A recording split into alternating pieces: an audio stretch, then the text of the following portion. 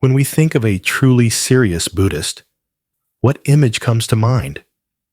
Often, it's a monk or a nun, someone in robes, living a life of renunciation, completely dedicated to the practice, far away from the complexities of our own lives. We might assume that the Buddha saved his most profound teachings for these ordained followers. But if you open the pages of the earliest scriptures, the Pali Canon, you find something astonishing. You find the Buddha speaking at length, not just to monks, but to merchants, to mothers, to government officials, to farmers. He taught a wealthy benefactor named Anathapindika how to practice generosity. He taught a young man named Sigalaka how to mindfully fulfill his social and family duties. He taught countless householders how to live with integrity and wisdom in the midst of their daily affairs. The Buddha didn't just have a path for renunciates. He had a rich, detailed, and profound path for the 99%, for people just like us. This leads us to one of the most vital questions for any lay follower. How do we practice seriously?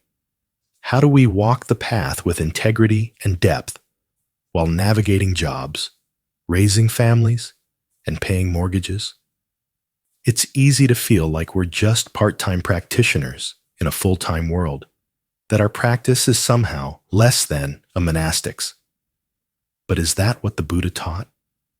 Welcome to the Mindful Compass.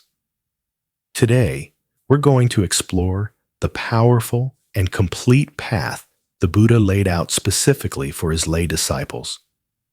We'll discover that it isn't a watered-down version of monasticism. It's a path designed to be practiced right here in the heart of the world, transforming our daily lives into the very ground of our liberation. So, what does this dedicated path for a layperson actually look like? It is not a random collection of practices, but a complete and gradual training with 4 key interconnected elements. The first, the very foundation of the path, is generosity, or Dāna.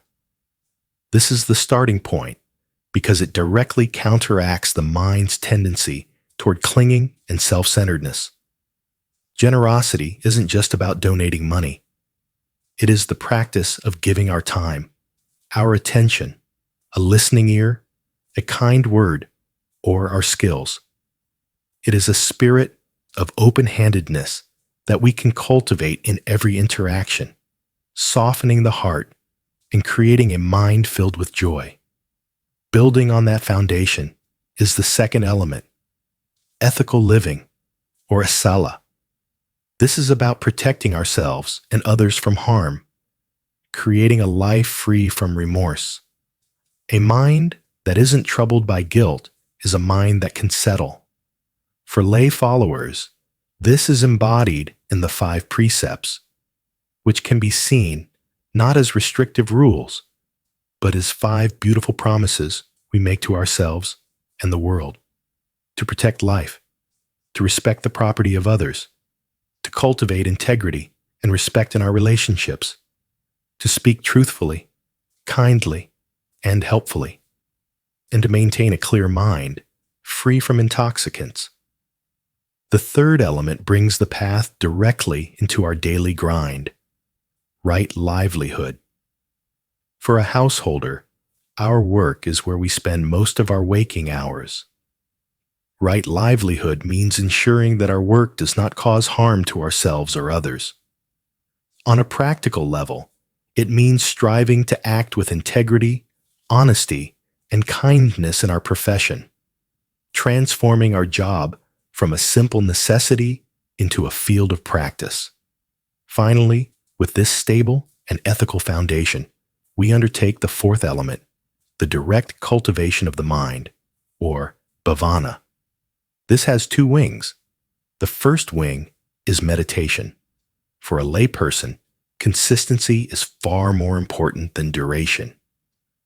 A dedicated 20 minutes every day is more transformative than a heroic 2-hour sit once a month. The second wing is wisdom, actively learning and reflecting on the teachings, understanding the why behind the practice. Traditionally, lay followers would intensify this cultivation on the new and full moon days, known as upasatha days, setting aside extra time for meditation and study. This fourfold path of generosity, ethics, right livelihood, and mind cultivation is not a checklist. It is a complete, interconnected system where each part strengthens all the others, creating a virtuous cycle that can carry one all the way to liberation, right in the midst of everyday life. This classical framework is beautiful, but let's be honest. Our lives are a chaotic stream of work deadlines, family needs, and the endless buzz of a smartphone. How do we practice this path in the real world? The secret is to reframe the path not as one more thing on your to-do list, but as a way of doing everything else. It's about shifting your intention. Generosity in the digital age can be as simple as sharing a helpful article, offering a genuinely supportive comment, or the radical act of putting your phone away to give another person your undivided attention. Ethical living finds its training ground in every email, text, and social media post. Before you hit send, you can ask, is this true? Is this kind? Is this helpful? The precept of right speech alone can transform our entire digital life. And the cultivation of the mind doesn't require a silent retreat. It can happen in the gaps. It's the 5 minutes of mindful breathing you do in your car before walking into the office. It's the moment you choose to listen to a Dhamma talk on your commute instead of the radio. It's choosing to study a teaching for 10 minutes instead of scrolling endlessly. The lay path is a path of skillful moments, strung together, day by day. To help integrate this, here is a simple practice you can try. We can call it the 5-minute evening review. Just before you go to sleep, instead of running through tomorrow's anxieties, take 5 minutes to gently review your day through the lens of the path. You can ask yourself 3 simple questions. 1. Where was I generous today?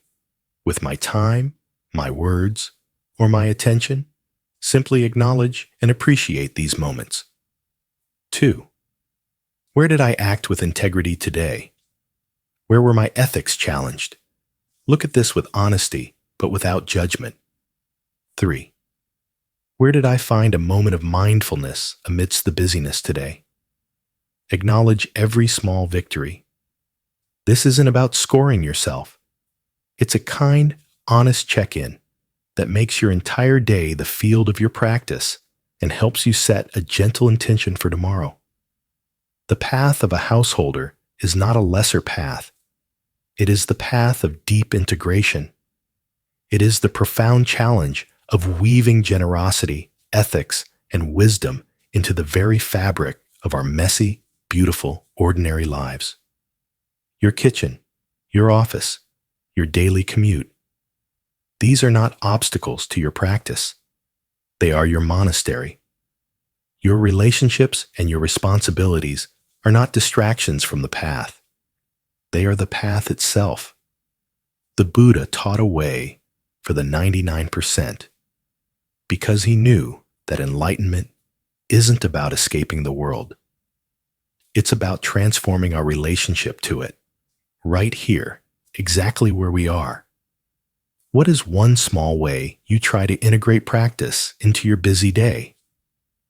Please share your tips in the comments to help inspire our community. If this exploration was helpful, please like this video and subscribe to the Mindful Compass.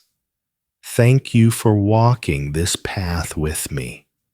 May you find the sacred in your ordinary life. And may your practice be a gift to everyone you meet.